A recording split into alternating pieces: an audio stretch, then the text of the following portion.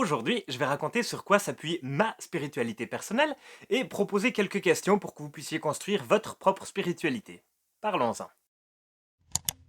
Dans la vie, quand on a besoin de savoir quelque chose, il y a plusieurs endroits où on peut aller chercher une réponse. Par exemple, si je ne sais pas comment cuisiner un légume, je peux chercher une recette sur Google, je peux regarder un tutoriel, je peux regarder dans un livre qui est dédié aux recettes de cuisine ou je peux demander à quelqu'un qui s'y connaît.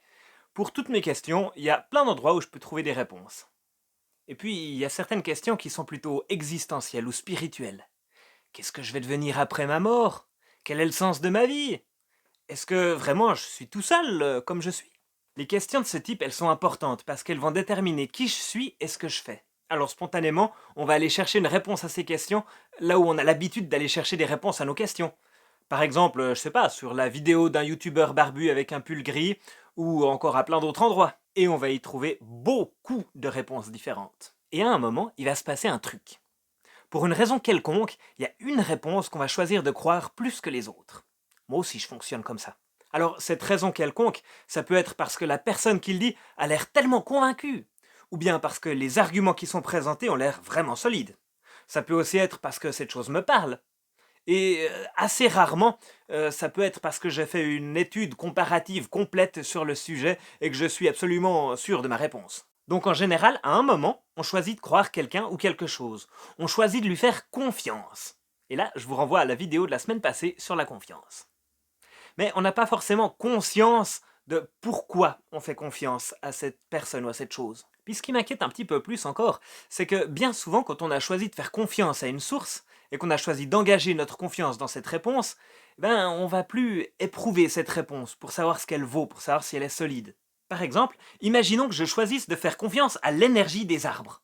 Alors d'abord, qu'est-ce qui me dit que cette énergie existe? Puis ensuite, qu'est-ce qui me dit que les arbres ont une volonté et puis qu'ils vont être sympas avec moi? Sur quoi est-ce que je m'appuie? Est-ce que je m'appuie juste sur le témoignage de cette jolie youtubeuse que j'ai vue? Ou bien est-ce que je peux m'appuyer sur quelque chose de plus solide? En fait, quelles sont les raisons que j'ai de croire ce que je crois? Je crois que ça vaut la peine de se poser cette question pour pouvoir s'appuyer sur des réponses solides dans nos vies. Alors oui, il peut arriver que on entend quelque chose qui nous interpelle.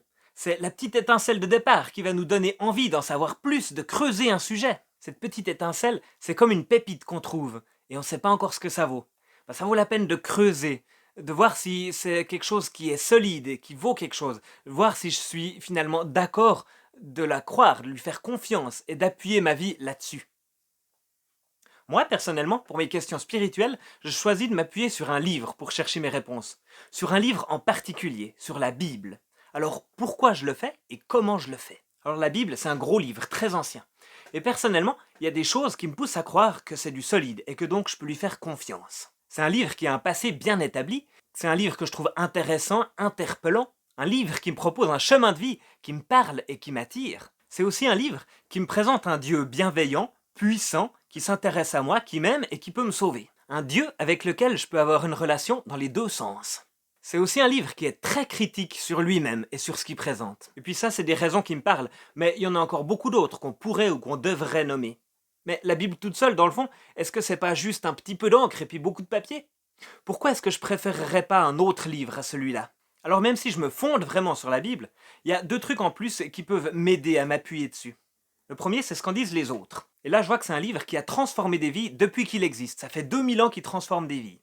Et je vois aussi que même si c'est un gros livre, les spécialistes d'aujourd'hui et les spécialistes qui ont vécu ces 2000 dernières années sont à peu près tous d'accord pour penser que c'est un livre qui apporte un changement fondamental aux personnes qui décident de faire confiance à ce qui est écrit dans ce texte. Je vois aussi des personnes autour de moi qui rayonnent quelque chose de particulier depuis qu'ils ont choisi de se fonder sur ce texte. Puis il y a aussi des spécialistes et des gens très intelligents qui montrent que ce texte il est tellement particulier que c'est très improbable qu'il ait pu être écrit seulement par des humains tout seuls qui n'avaient pas une inspiration divine en plus. Ce qu'en disent les autres, on appelle ça aussi la tradition. Alors c'est pas quelque chose sur lequel je me fonde, mais c'est quelque chose qui m'aide à me tenir sur le fondement de la Bible. La deuxième chose sur laquelle je m'appuie, c'est mon expérience personnelle. Si j'essaie de faire confiance à la Bible, est-ce que ce que je vis correspond encore au texte? Bah oui. Et dans l'autre sens, est-ce que le texte correspond à ce que je vis? Bah oui, ça colle. D'ailleurs, pour moi, ça a été ça, l'étincelle qui a fait que j'ai commencé à creuser cette piste. Une impression, une intuition comme ça qu'il y avait quelque chose de plus dans ce monde. Et j'ai creusé ça.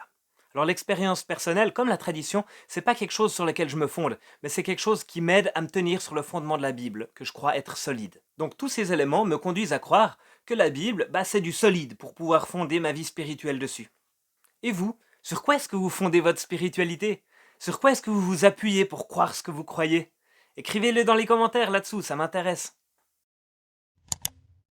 Voilà, c'était la méditation chrétienne du lundi. Si ça vous a plu, n'hésitez pas à vous abonner, à mettre un commentaire, à laisser un pouce bleu.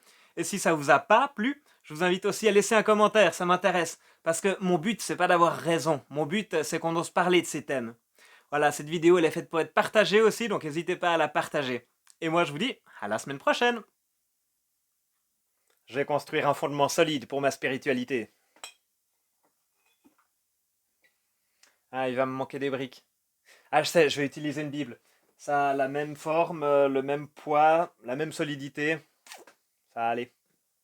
Tu veux pas plutôt la lire, la Bible? Ça me semblera plus solide. Autant les manger pendant que tu y es. Bah, puisque tu parles de ça, tu sais que dans la Bible, il y a 2 histoires de gens qui mangent la Bible.